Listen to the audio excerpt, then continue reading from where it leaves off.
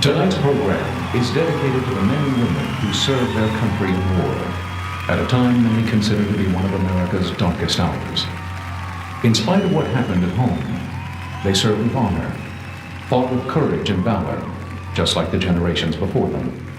Tonight we honor them and four very special people who have done so much for the Vietnam veteran.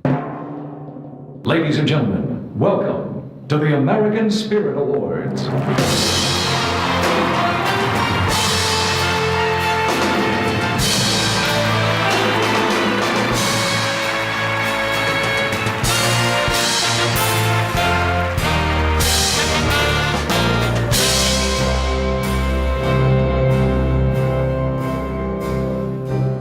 The journey to Vietnam and back was filled with anticipation, questions, despair, relief, excitement, fear, profound friendships, and so many dreams. Boys departed to return as men, or not at all. No soul, man or woman, remains untouched after the experience of war. We were no exception.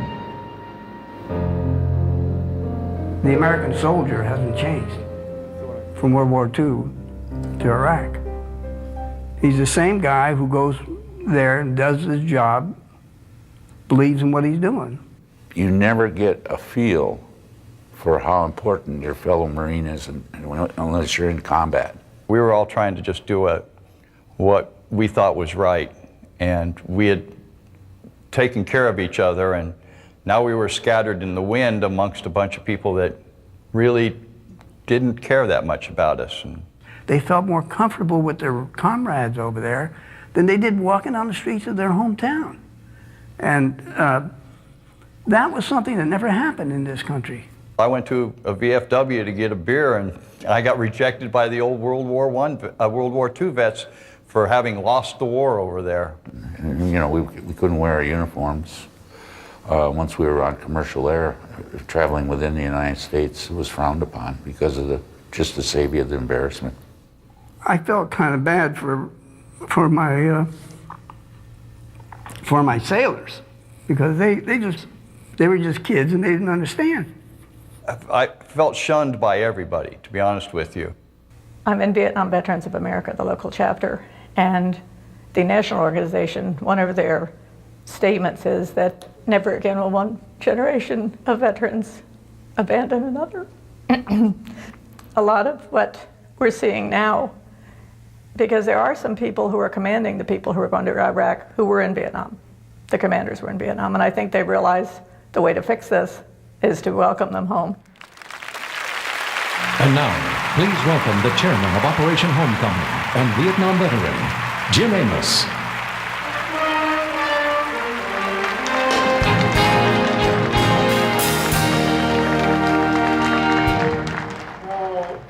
Thanks for being here. Ladies and gentlemen, we're just privileged to share this evening with you. We're so grateful that you accepted this invitation.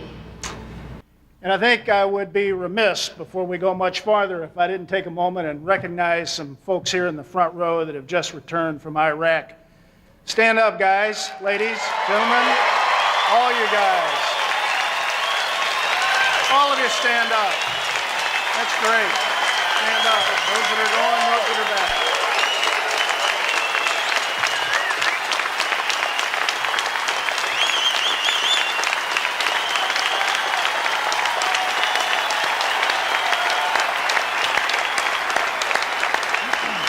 Thank you for serving our country. In Washington, D.C., on the wall of honor that's there, Vietnam Memorial, are the names of 58,226 Americans whose names have been grit blasted into that granite wall, as well as into the hearts of those who love them, along with each and every brother and sister who served alongside them. And for 30 years now, there has remained shrapnel in the heart of America. And in this week and in this night, we offer the healing needed and the power of recognition to these men and women. This event is equal parts reflection, it is equal parts celebration, and part closure It is also, incidentally, at the epicenter for national recognition through Major League Baseball, Hannity and Combs, the Fox network, as well as other networks and radio stations around the country. So this evening is dedicated to all those who served in and during Vietnam. So would you please join me in welcoming men and women from each of the services as we pay tribute to the armed forces of the United States of America.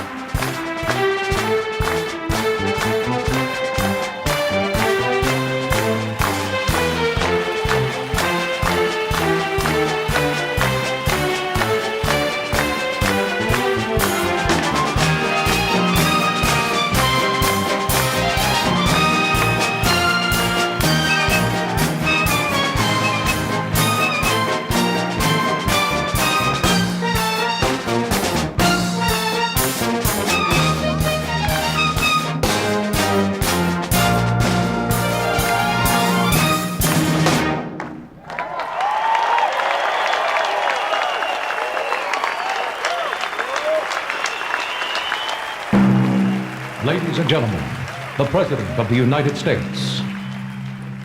I'm pleased to join you today for Operation Homecoming, USA's tribute to America's Vietnam veterans. Over the past week, you've been honored with parades and reunited with former comrades. This tribute is well-deserved and expresses our nation's heartfelt gratitude to all who fought for freedom in Vietnam. We thank all the soldiers and sailors, airmen, Marines, and Coast Guardsmen who risked their lives to serve our country. We thank your families who supported you in your vital mission.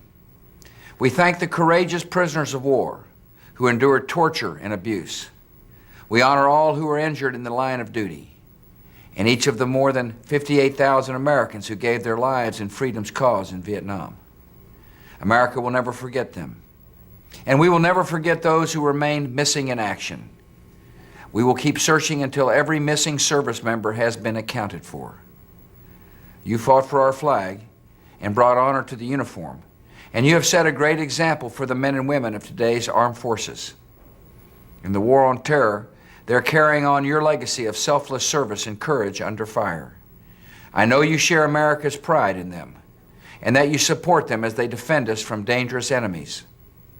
In Washington, D.C., a Vietnam vet named Steve Cobb comes out regularly to Andrews Air Force Base with his wife Tanya to greet wounded service members returning from Iraq and Afghanistan. Steve earned 4 Purple Hearts and a Silver Star in Vietnam. This is what he says: "When I came home, there was nobody but demonstrators to meet our troops. I never wanted to see another generation of troops come home without being welcomed and appreciated. On any given day, you can find Vietnam vets like Steve giving our returning troops the welcome and appreciation they deserve. This week, America stops to express our appreciation to each of you. Thank you for your idealism, your courage, and your sacrifice. America is grateful for your service. So is your Commander-in-Chief. God bless you all." He's an immigrant, an entertainer, and now an American citizen and a patriot. Please welcome Yakov Smirnov.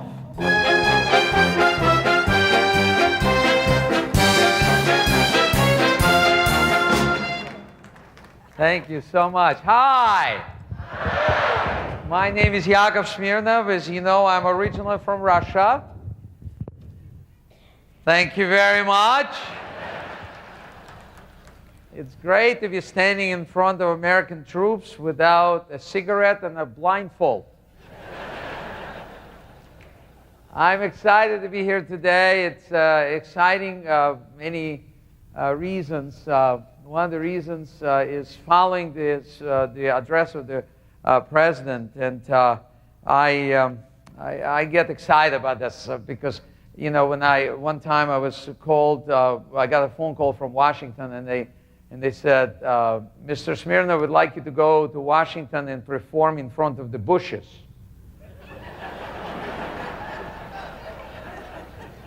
I said, "This will get me arrested." And I've been very fortunate to be invited to the White House, and first time it was to meet President Reagan, and they introduced me to the president and said, "Mr. President, this is Yakov Smirnov, he's a Russian comedian." And President Reagan said, "Well, have you heard this joke?" And he proceeds to tell me a Russian joke about this guy who wants to buy a car in Russia. And those days it took forever to buy a car. So the manager of the factory says, "Put your name on the list, come back in 20 years. The guy said, "Do I come back in the morning or in the afternoon?" The manager said, "What's the difference? 20 years from now." The guy said, "The plumber is scheduled to come that morning." So everyone laughs because the president tells a joke, so now they all turn to me. Now it's my turn to entertain the president. I said, "Mr. President, you know, when Americans landed on the moon, it was a pretty big slap in the face to the Soviet government. So Brezhnev called all the cosmonauts into his office and said, 'Americans landed on the moon. We land on the sun.' They said, 'Comrade Brezhnev, we can't do it. We will burn up.' He said, 'Do you think I'm stupid? You land at night.'" I've been very, very fortunate to do things like that, to meet the presidents, to travel the world. And all of this happened after I came to America, after I got the freedom to be able to do that. And as I traveled the world, I compared this country to other nations, and I learned something very interesting, that you can go to another country. Let's say you go to Italy, but you cannot become Italian. And you can go to France, but you cannot become a Frenchman. But you can come to America and become an American. And I want to thank you.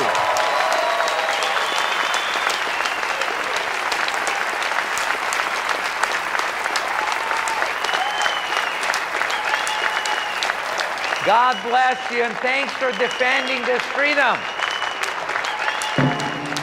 Please welcome nationally syndicated talk show host and Vietnam veteran, Jim Bohannon.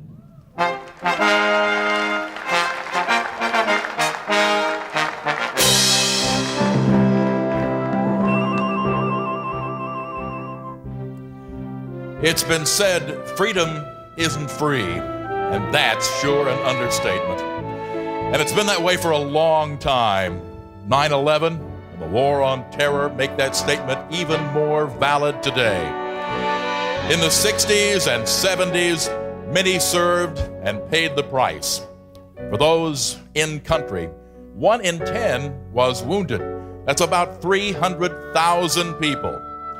About half of the wounded required hospitalization. 75,000 of them, 25%, were severely disabled. Tonight, as we recognize and celebrate the Vietnam veteran, we also take time to remember those men and women, sons and daughters, brothers and sisters, fathers and mothers, 58,226 Americans whose names and lives have been etched in memories and in the black granite of the memorial wall.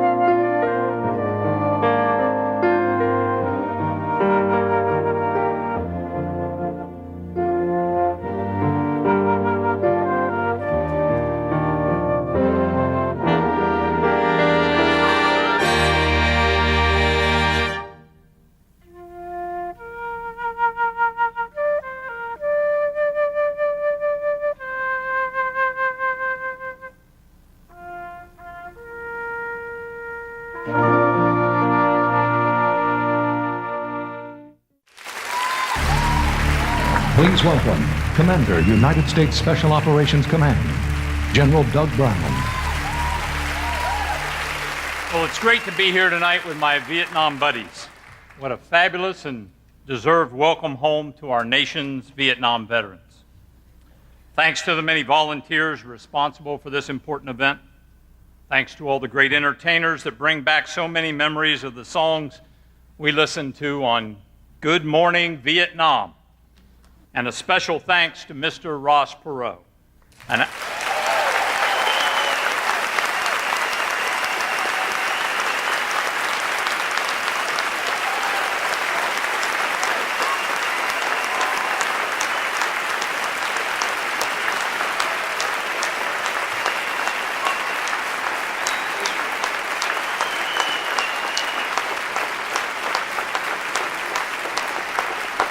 Mr. Perot is an outstanding patriot and supporter of those who serve. I have been fortunate to be associated with him for some years.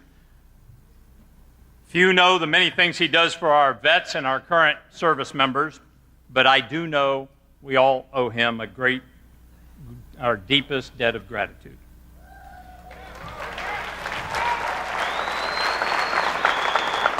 This is an incredible event, one so richly deserved by our Vietnam vets. Some say the greatness of a country can be judged by how they treat their veterans. You now see Americans don't forget. Sometimes they just take a little longer to remember.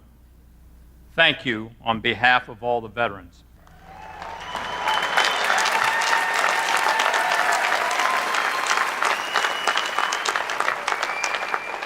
And while all who have answered the nation's call serve as heroes, some have given all in that service. And the award of the Medal of Honor is the pinnacle of courage and heroism against an enemy force which can be bestowed upon an individual serving in the armed forces of the United States. Created by Congress in 1861, only 3,460 Medals of Honor have ever been awarded to the millions who have served.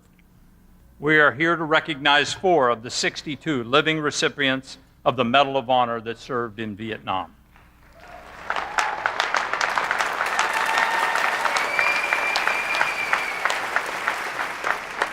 They proudly represent all those who serve there with bravery and dedication and courage. As a hospital corpsman, 2nd Class U.S. Navy, serving in Company M, 3rd Battalion, 4th Marines, 3rd Marine Division in Vietnam on the afternoon of May 16, 1968, the corpsman was returning to his platoon from an evacuation landing zone when his company was ambushed with automatic weapons and mortars, causing many casualties. To reach a wounded Marine, he ran through fire and swiftly rendered medical assistance. He then directed 4 Marines to carry the casualties out. As they started to move the wounded Marine, an enemy soldier hurled a hand grenade at them and opened up opened up with fire on the group. While shouting a warning to the Marines, the corpsman fearlessly threw himself on the grenade. Luckily, it failed to detonate.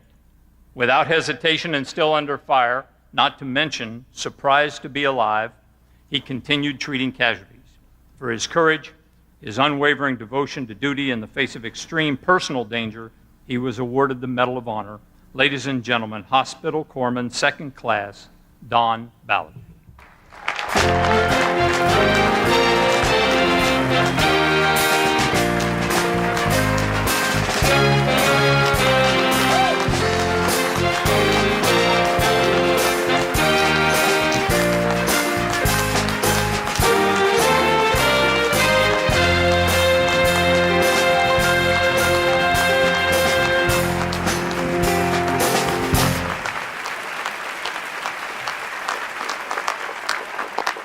While serving as a squad leader during Operation west of Tam Key, this sergeant's platoon came under fire from an enemy bunker line. In the assault on the line, several fellow soldiers, including the platoon leader, were hit by machine gun fire and fell wounded in an exposed position. This sergeant immediately assumed command and assaulted the hostile gun position, finally killing the enemy gun crew in a single-handed effort. When a support platoon moved in to assist, their leader was also wounded. Without hesitation, this hero took charge of an additional platoon and continued the fight. Continuing to ignore the intense hostile fire, he climbed up on the exposed deck of a tank and directed fire into the enemy position while the wounded men were evacuated. As a result of his extraordinary efforts, the company eliminated the enemy positions and rescued the trapped men. This sergeant's bravery, at the risk of his life, was in the highest traditions of the military service. Please welcome Medal of Honor recipient, U.S. Army Staff Sergeant Nikki Daniel Bacon.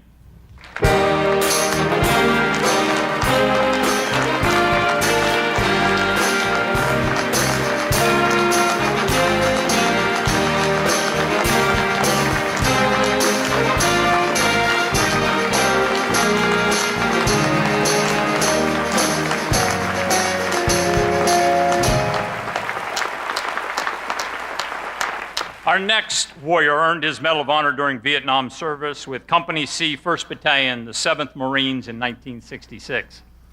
He accompanied the Point Platoon, which took out an outpost of MVA that turned out to be a full battalion.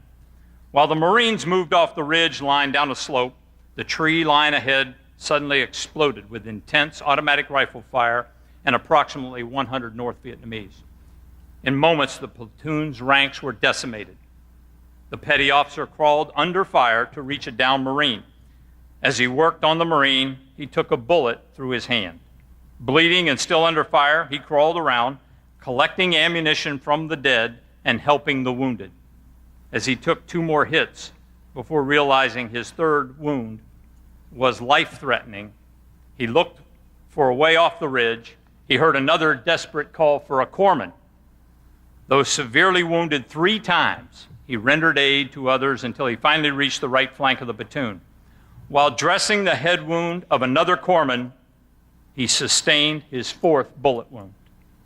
Enduring the pain from many wounds and disregarding his own welfare, he saved many, many lives that day. Please join me in welcoming Petty Officer Ron Ingram.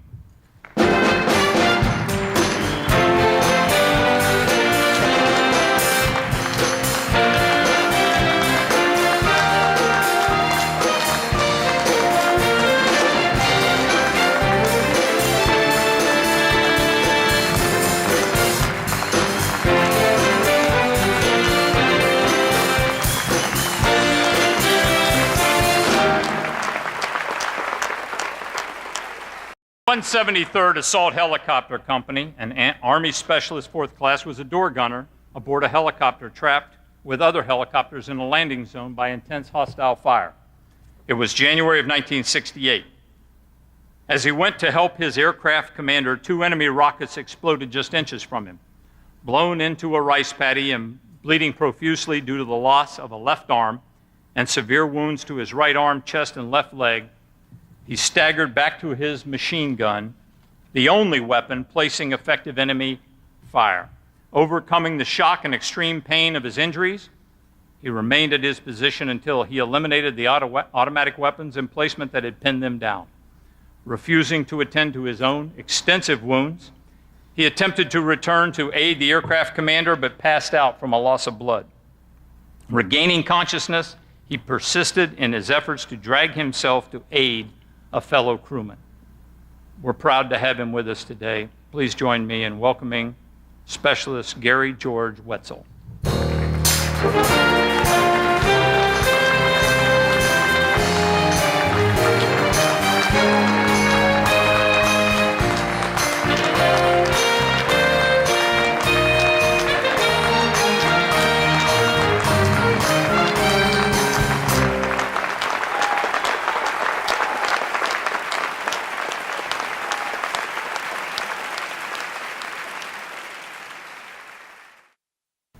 I want to spend a few moments and talk about the idea of the American Spirit Awards.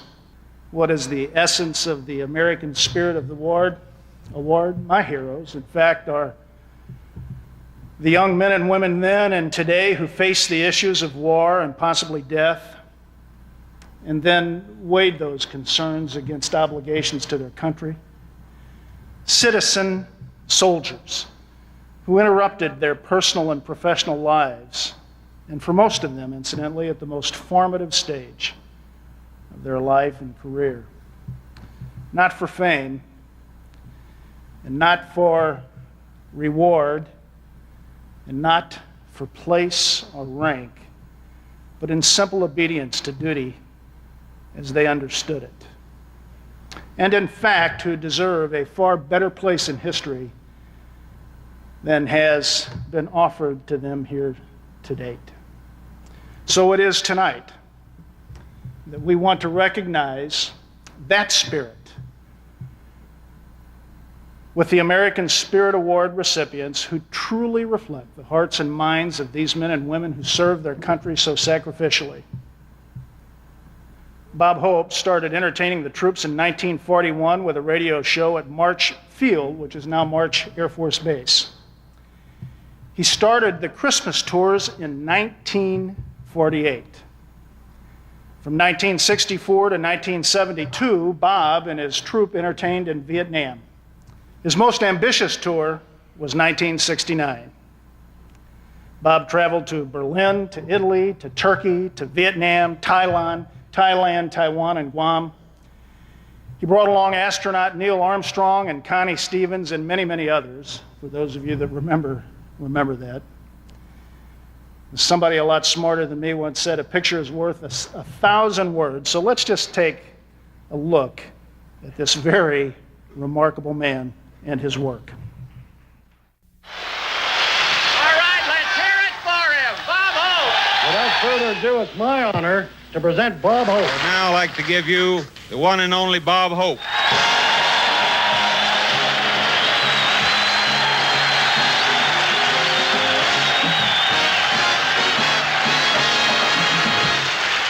This is Christmas Day, and I know you recognize me, Rudolph the Red-Nosed Chicken. I know you do. This base is loaded with brass. You can't go 5 feet without saluting. They have more guys in the hospital with tennis elbow than they do with shrapnel. Now, we've had all kinds of demonstrations back in the States. Get out of Vietnam. Don't get out of Vietnam. Why don't you go back where you came from? And I came from Vietnam, that's why. This is my 8th trip to Nam, and now that the war's winding down, I want to say I do appreciate you fellas hanging around here just for me. I want to tell you thank you from every man and woman in the United States Command. We're all troopers, and we look on you as the same breed. God bless all you guys, and Bob, God bless you for coming over here, giving your Christmas year every year, and all of these wonderful people that are with you. Have a Merry Christmas, and God bless you. Bye.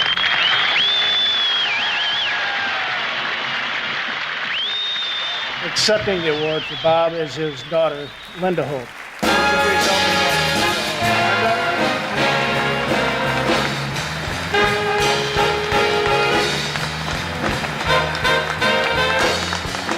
Thank you all from the bottom of my heart you men and women that served during the Vietnam years were so close to his heart. You were his heart. And, you know, I had so many people come up to me today with memories of my dad, and it made him feel so close to me and feel so close to all of you. And a little piece of him is in each and every one of you. So in accepting this award for my dad, I accept it for all of those people that are out there entertaining years with him and those that are going to come forward from now on to carry on that banner. And so anyway, to all of you, thank you very, very much. And also I appreciate this beautiful, beautiful honor. I haven't seen these statues, but they're fabulous. Absolutely fabulous, and I'm very happy I don't have to lift it. Thank you all.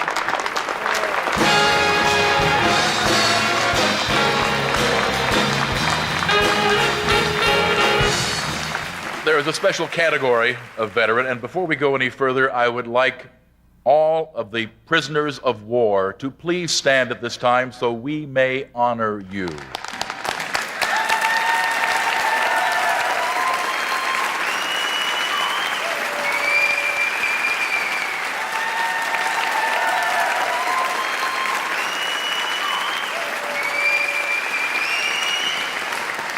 It is certainly no secret that the POWs in Vietnam were treated brutally, tortured frequently, kept in solitary confinement with poor food and little medical care. The stories which would emerge after their release were horrific, and yet somehow they held on to something deep inside, a spirit which the North Vietnamese could not break. Despite all the hardships, POWs devised absolutely ingenious codes to communicate and keep up morale, even in the most desperate of times. To tell one of the stories, here are three former POWs, Paul Galanti, Max Datt, and Congressman Sam Johnson. I was in solitary for 42 months, so the only way I had any knowledge of anything was by tapping on the wall. And we had a tap code, of course, and managed to get information around. All of a sudden, I hear somebody tapping on the wall. And I remember when I was a kid, I read a lot of comics, you know, and in some of the stories, they were using letter A, one tap for letter A and 26 for letter Z. So I tried to do the same thing. And the guy responded and asked me if I saw the alphabet box on the wall. And I looked at it and I heard the guy tapping. And it was Paul Galanti. He was the first one to teach me how to use it. And I made the first contact with him, taught him how to tap. I thought he was a little weird because his English was a little strange, but I figured, see, Lieutenant Dot, something or other Air Force, I figured it was probably just an anglicized Polish name or something, and Air Force guys didn't know how to spell right anyway. And then as more I tapped to him, the more I figured out that he never misspelled anything. His grammar was immaculate, and his words were okay. So he said, this is really a strange Air Force lieutenant. Well, it turns out he was Vietnamese. They let us out, some of us, out to sweep the yard every now and then. And so they would sweep in code and pass stuff around to the whole camp. We got put in Alcatraz, 11 of us, and Jerry Denton and Jim Stockdale, Jim Mulligan, and a few of us. There were 3 Air Force, the rest was Navy. I learned more about boats than I ever wanted to know. And Jerry decided we weren't talking fast enough because there we had to pass it around by tapping on the wall. We were all in separate single cells, so it went around 11 different ways. And so he came up with what he called a Cofax bit code. And Jerry might remember it a little differently, but we used to sign off at night with a GBU, which stood for God Bless You, and it would go something like this. And which is GBU.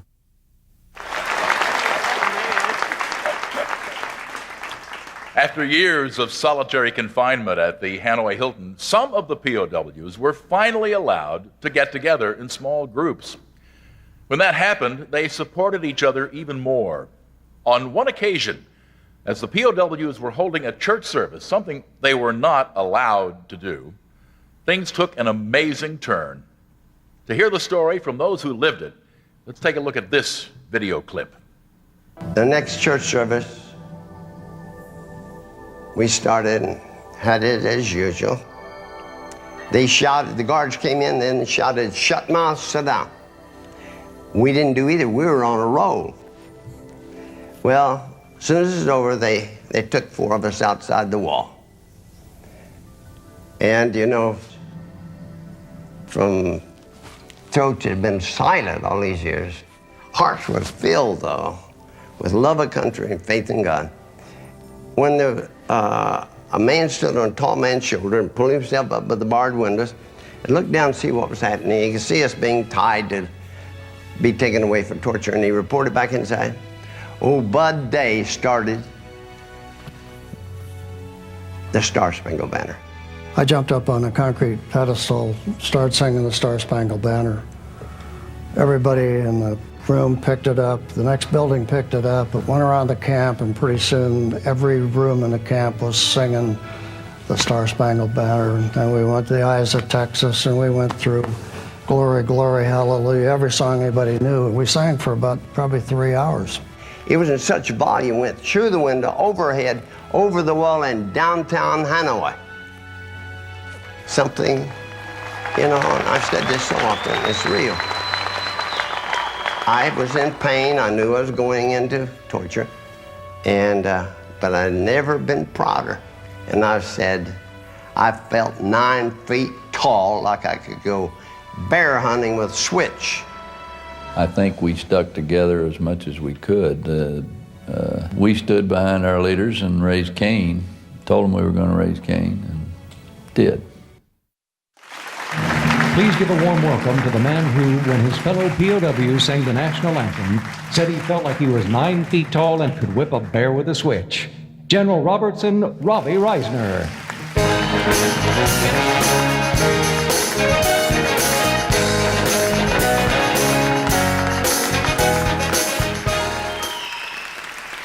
I haven't been prouder, let me start off by saying, I haven't been prouder to be a Vietnam veteran than I am right now.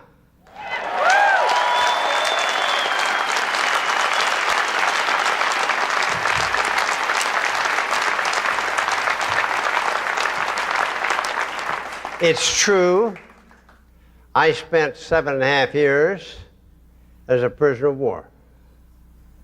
4 years of that time was in solitary confinement. I've had people say, well, I couldn't hack that. Yeah, you could. You'd be surprised how resilient the human mind and body is, especially when you have such firm belief in America.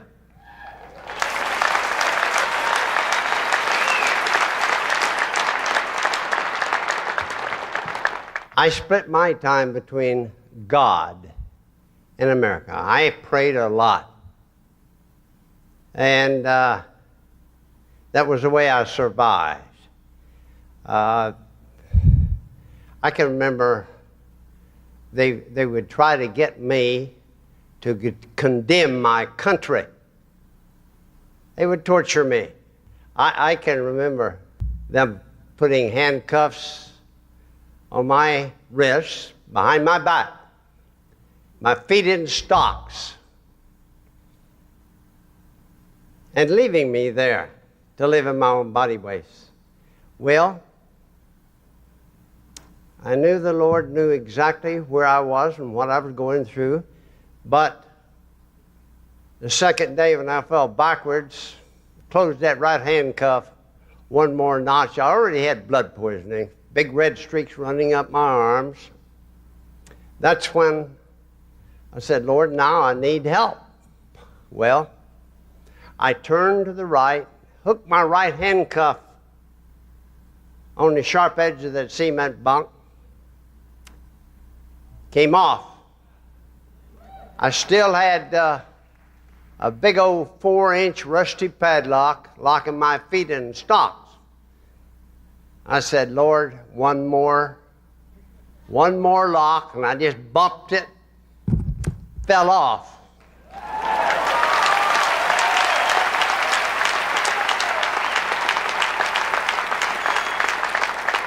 I'm so proud to be American. I appreciate things I always took for granted before. I don't take for granted as much anymore because I lost them and then regained them. Hey, God bless you all.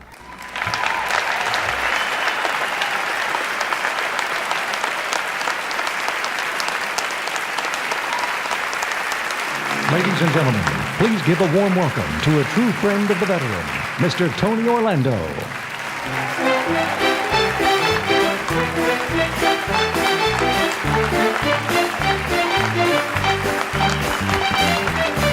For 30 some odd years, I've waited for this day.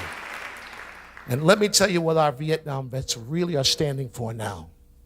Without them even realizing it, the pain, the anguish, the embarrassment, and what they had to go through was for a reason, as it is always with the Lord above. He has a reason for us we never knew in the first place.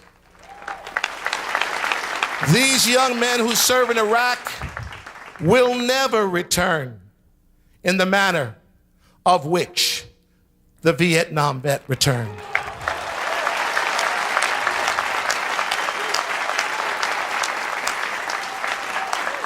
These Vietnam vets will also know that if there is anybody in disagreement with this war, that like the Vietnam vet, they can stand tall, stand proud, and say, I did my part, buddy.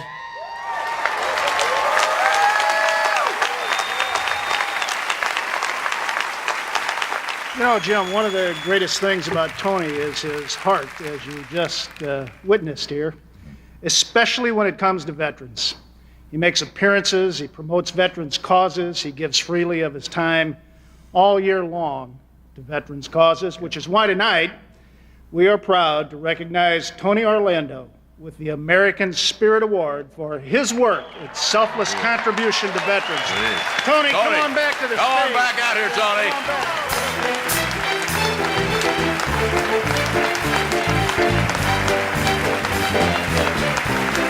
As I said earlier, to those of you who may not know Tim Rogers, he's a local hero to us. He served in Vietnam. He died in Branson serving his country and tirelessly working for veterans' causes with Gary and with everyone in town. And I just want to accept this award in the name of a Vietnam vet who I love dearly and miss so much and owe so much to.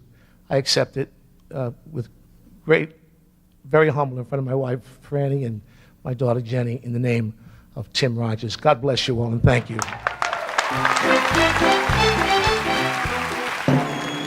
Ladies and gentlemen, 5-time male vocalist and Grammy Award winner, Lee Greenwood. Good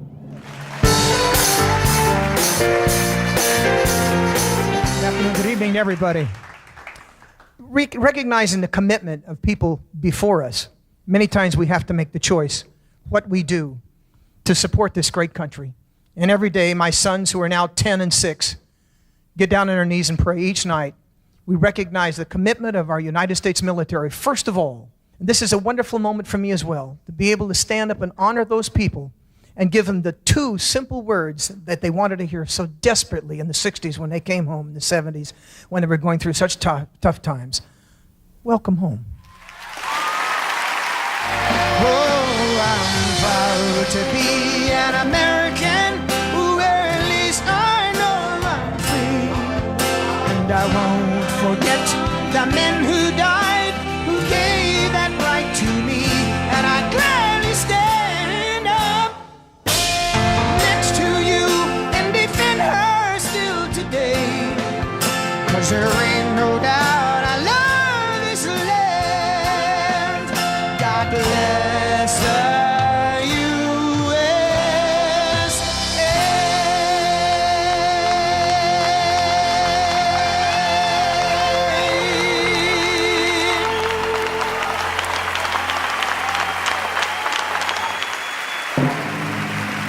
Ladies and gentlemen, the Oak Ridge Boys.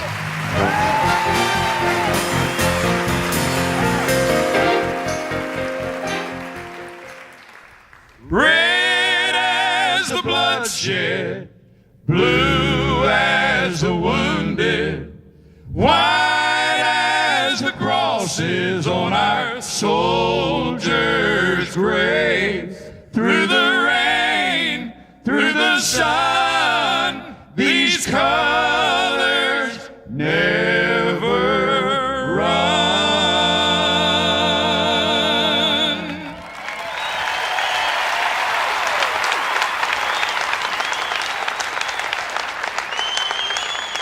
The final American Spirit Award goes to a truly amazing and deserving individual. We want to tell you some things about him that you may not know. He's the kind of man who works behind the scenes, not out in the spotlight. And even though he has been honored with many awards, he always finds a way to turn the spotlight on the real heroes, as he calls them. A few years back, when Gulf War symptoms were considered just stress, Ross was asked by some top military leaders to help. In his typical fashion, he got the best researchers to see what they could do. So take a look at this. The Gulf War illness was something that Ross recognized right up front that we had a problem. There was something wrong with a lot of our troops coming back to this country, and he wasn't taking the government's answer that nothing's wrong, don't worry about it. The first time I heard from Ross Perot about the Gulf War syndrome, he called up out of the blue and said, "What do you know about the Gulf War syndrome?" And I said, "Well, I don't know a whole lot about it. Most people think it's really just stress reaction, and I haven't really looked into it." He said, "I've met some veterans that I know are sick. And do you have anybody at the medical school who would be able and willing to look into it and see if they can figure out what's going on?" From early '94 on, it was they formed this OSAGWI group with $20 million a year to make it go away, and Congress was against it, with some exceptions like K. Bailey Hutchison. And so I went to Mr. Perot and said, "We're dead in the water." And he said, "Well, you're talking to the wrong guys. You're talking to the bureaucrats. You need to talk to the generals. If you talk to the generals, they're interested in the troops and they'll help." Dr. Haley did great work for Ross and continued with his research. We found, in looking at it, it was very clear there is a Gulf War syndrome. It's a collection of symptoms that really hangs together. It's a new disease. Second, that it was due to brain cell damage, that is, brain dysfunction, physical brain dysfunction, not psychological problems. And third, that it looks very strongly like it was a chemical exposure that did it, most likely sarin nerve gas, low-level sarin nerve gas that wasn't enough to kill people, but it was enough to damage the brains of certain susceptible people. Mr. Perot has helped a generation of veterans from the Gulf War, well over 697,000 veterans. We're seeing now the scientific community is getting excited about this. They see there is possibly a physical reason for these 100,000 plus veterans who are sick, and we're starting to see more research being undertaken.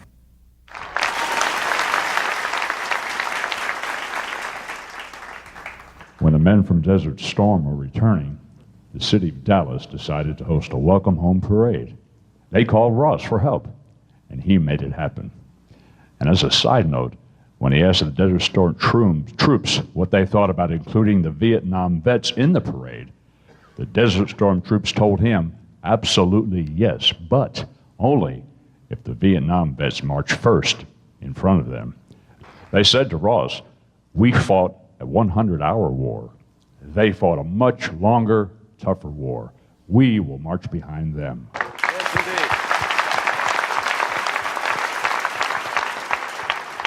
Soldiers, sailors, airmen, and countless others in the need are helped in big ways and small by this man, whose heart knows no limits. Wherever American servicemen and women are in harm's way, he's right there to lend a helping hand. His brilliance in business has allowed him to help others, and that's just what he does. Military men and women hold a special place in his heart. The guy's the real deal and an inspiration to all of us. We could spend the next 3 hours up here telling stories about the good things Ross Perot has done for others, but instead of talking about it, let's watch just one more movie. In 1969, up till 1969, probably in September 1969, POWs were not known by the general public. Government policy was, you will not talk about them. Even the wives and the families couldn't talk about them. One day, my son, Richard, and I went to Mr. Perot's office. Shortly after that, he announced that he was going to embark upon a public campaign to draw attention to the men who were missing or captured in Southeast Asia. And Ross, I think, realized by November that he wanted to take this issue and essentially try the North Vietnamese in a court of world opinion. Richard Nixon had a new policy that he was announcing called Vietnamization. And this is where the fighting was going to be turned over to the South Vietnamese.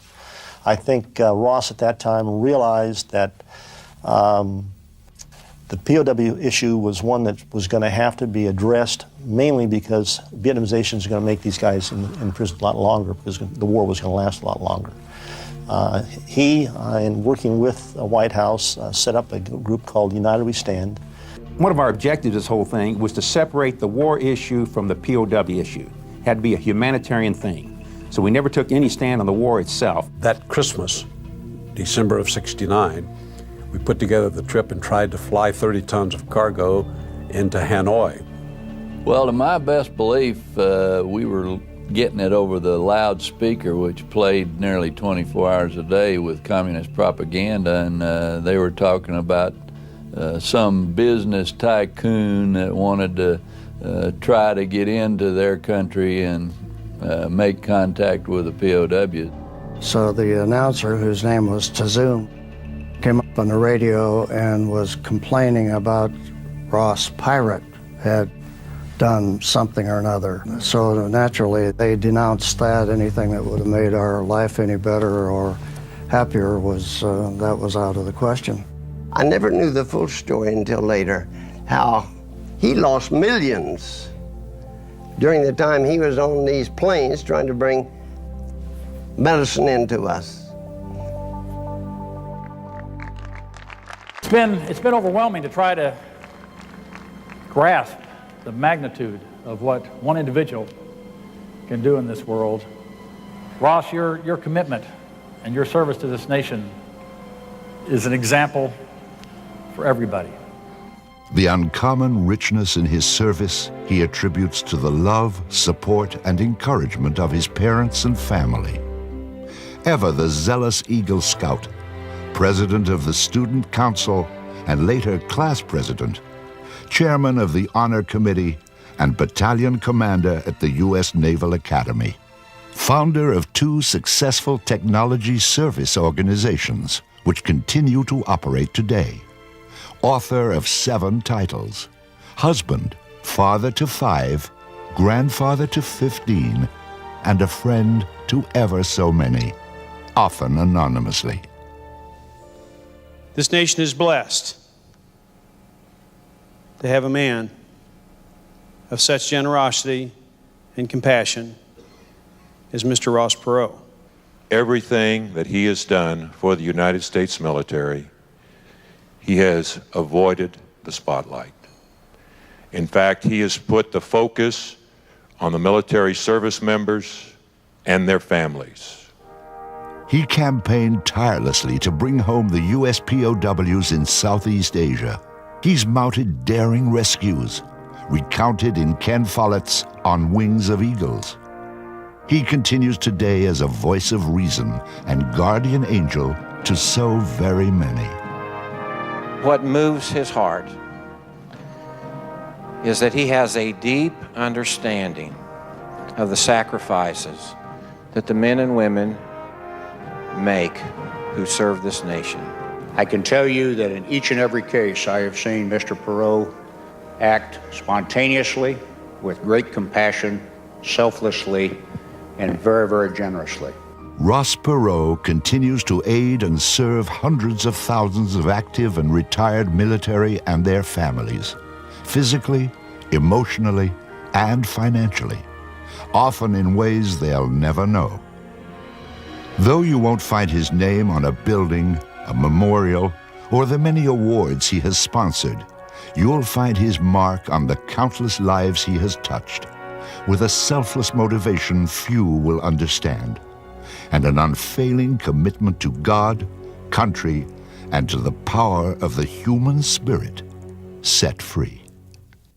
It changes our lives, and we see that we also need to be like that. We need to just care for our fellow man. Somebody that'll take time out of his life and money out of his own pocket to help other people, you won't find a better man than that. This guy's heart is just red, white, and blue. I think of Mr. Perot and his persistence in making sure that the right thing gets done. Ross Perot is loyal. Ross Perot is concerned about people who can't get help any other way. He is an unsung hero of this country. Ross Perot is the most disciplined, consistent man I've ever known. He's just an honorable American. This man loves his country. To me, he's one of my greatest heroes.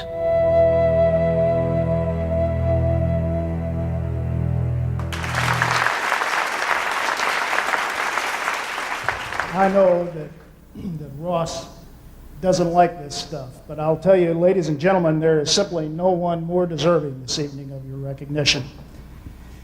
There are a lot of folks that go through life and achieve success because we count that coup in many ways. There are fewer still that achieve something that I think we would all recognize as significance, because significance comes from honesty and integrity. This man has achieved both success and significance. It gives me great pleasure to invite him to the stage, and I should say this, he won't like it, but I should say it. This week, this event simply would not have happened without Ross.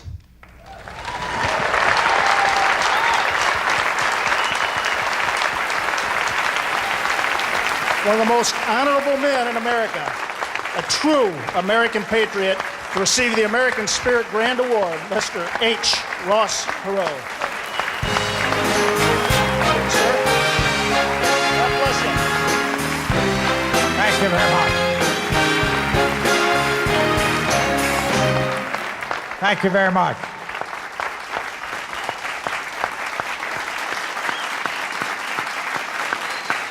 Thank you. You're very generous.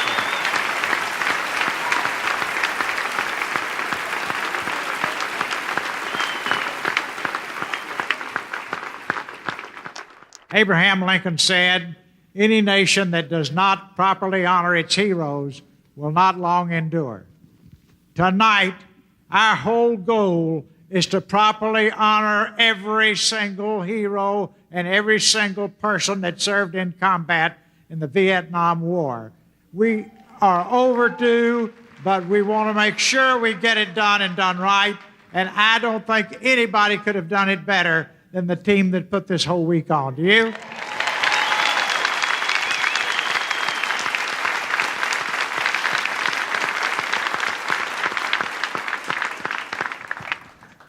Each time I'm with you, I have 1,000 memories that come back. We had Robbie Reisner up on stage, Oklahoma cowboy, fighter pilot in World War II. Pretty special guy because General MacArthur picked him to fight a personal air-to-air duel with China's top ace in Korea.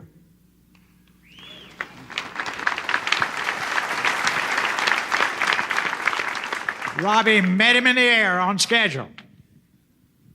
He realized that Robbie, had more fuel than China's top ace, and Robbie, came up with a very creative plan that he had not cleared with General MacArthur. And that is, fight him defensively till he has to start back over the Yalu River because he's running out of fuel. So Robbie just played tricks with him and what have you. And then finally the guy started home. Robbie followed him across the Yalu River. 100 MiGs could greet you warmly there. That didn't happen. He followed him up to his own base. This was his master plan. And he thought the ultimate loss of face to the Chinese top ace would be to shoot him down over his own base. And that's exactly what he did.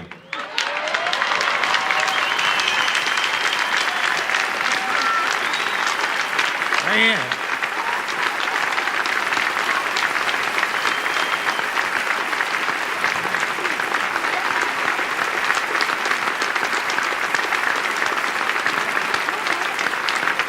Now, it ain't over yet. It ain't over yet. He then, classic fighter pilot, did a giant 360, came down supersonic. He'd seen 19 MiGs on the runway and got 14 in one pass.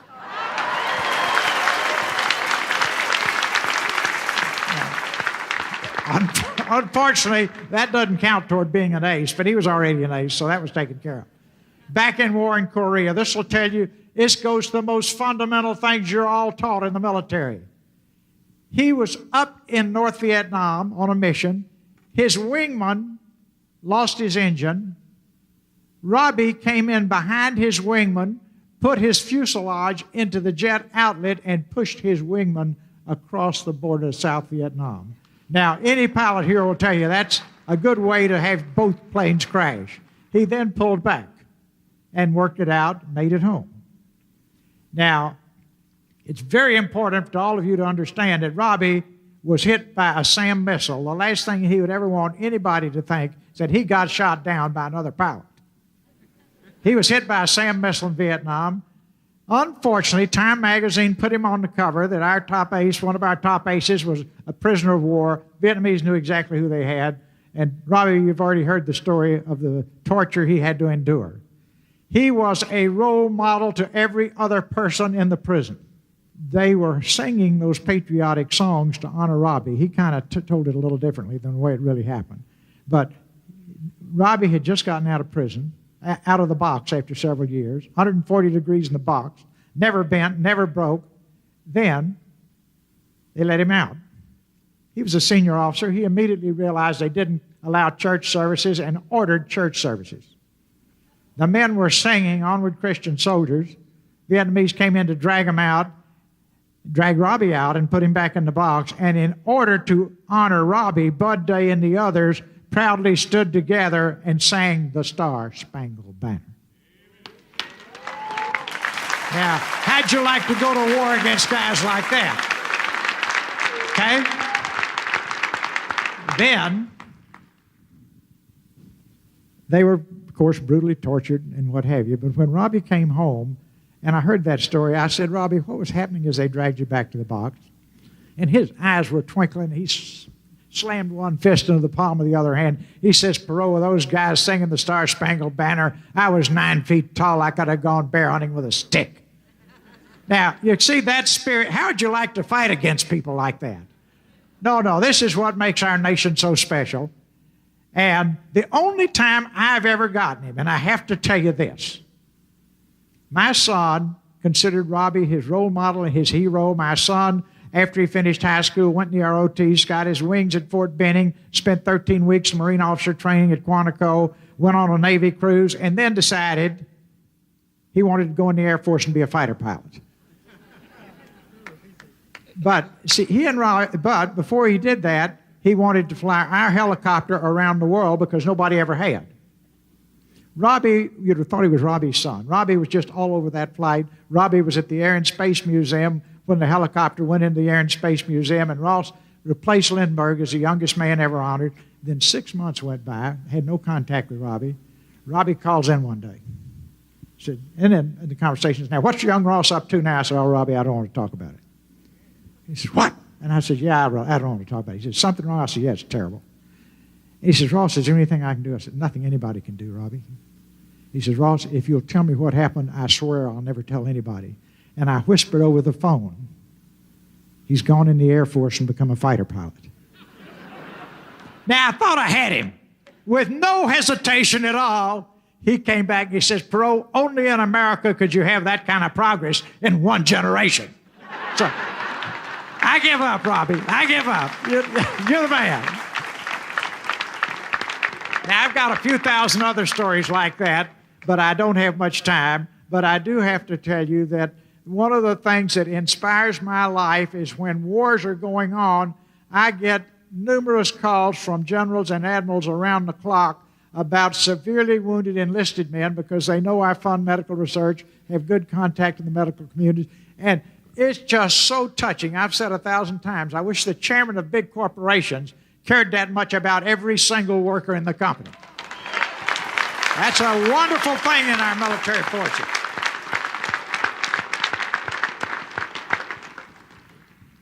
Now, one of my favorite stories, and the war was going on in Desert Storm. A sergeant from Pennsylvania was severely wounded and had 72 hours to live. His wife was talking to the commander over there on the cellular phones, which, earlier on, none of us could even conceive that could happen. She talked to my brother-in-law, who parachuted, was one of the first people to land in Normandy by a parachute on D-Day. He called me. I talked to her, and I said, well, I happen to know the top trauma doctor in the United States. I'll get him on the phone, and then I want you to brief him, and then I want you to connect him with Commander Wallace, because she was talking to him over the phone all the time. To make a long story short, Dr. Weigelt was home. He did it. He called back in about 30 minutes, and he says, Ross, there's good news and bad news. He says, my team would go. I hadn't asked him, but he'll be dead when we get there. He says, but there are 3 genius doctors called up in the reserves. You get all 3 in the room with him, he'll make it. I stewed around for a little bit. I called the person in charge at the National Command Center in the Pentagon. Now, they're pretty busy during the war, 24 hours a day, 7 days a week. You wouldn't think they'd have a lot of time to spend on a single wounded sergeant. I got Admiral Robertson on the phone. I'll never forget, he just listened. And when I finished with all the details, because, see, Dr. Weigelt told me there are 3 genius reserves called up. You find all 3 and get them in the room, they'll save his life. And here are their names, Perot. He gave me that, but he didn't know what branch of the service they were in. So I laid that in front of Admiral Robertson. I said, you think there's any way we could find these people? He says, don't worry, Ross, we'll take care of it. 3 hours later, we get a call back from Commander Wallace saying, he's stable, he'll survive. He's back at work in Greensburg, Pennsylvania, walking with a small limp. But the end of the story, and I have to tell this, or the Marine Corps will shoot me. Guess who they sent out to find the 3 genius doctors in the middle of a war that we didn't know what branch of the service they were in? A Marine general. He found them. They got there and saved the sergeant. Now, wouldn't we be a great country if we were all that committed to one another the way they are in the military?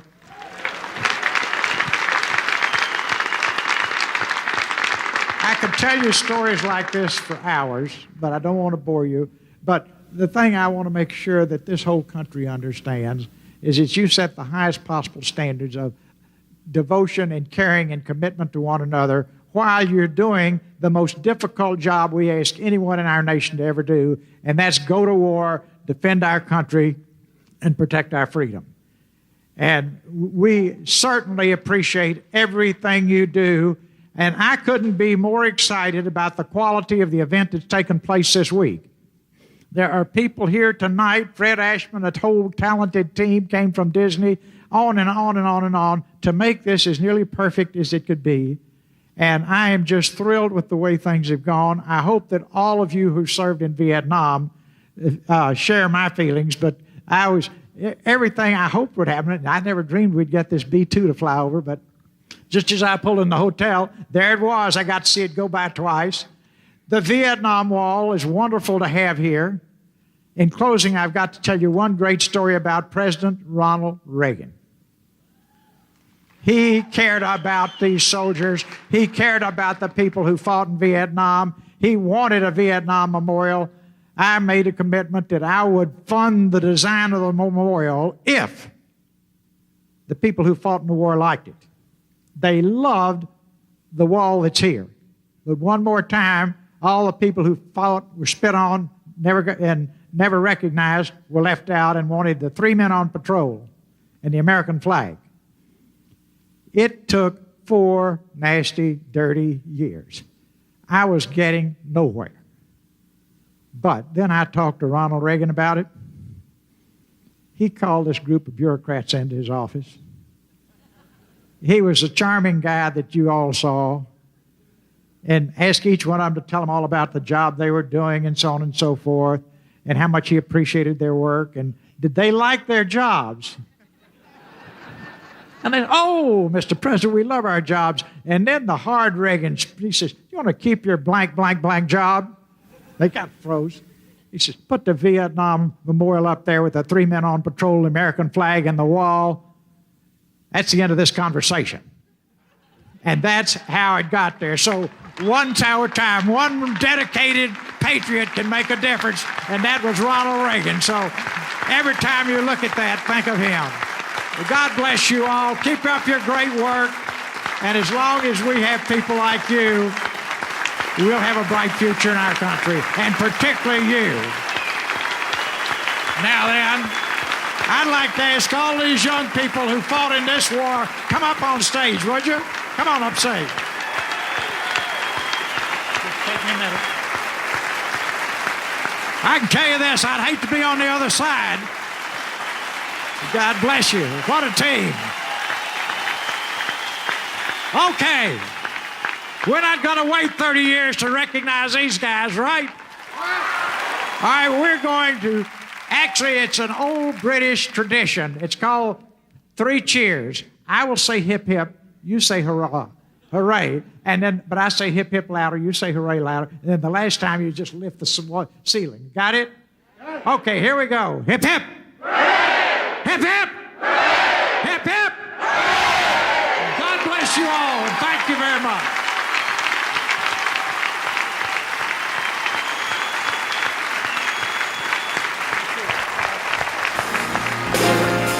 And to close our program, Mr. Leonard Tucker. Oh, beautiful for spacious skies, for amber waves of grain, for purple mountains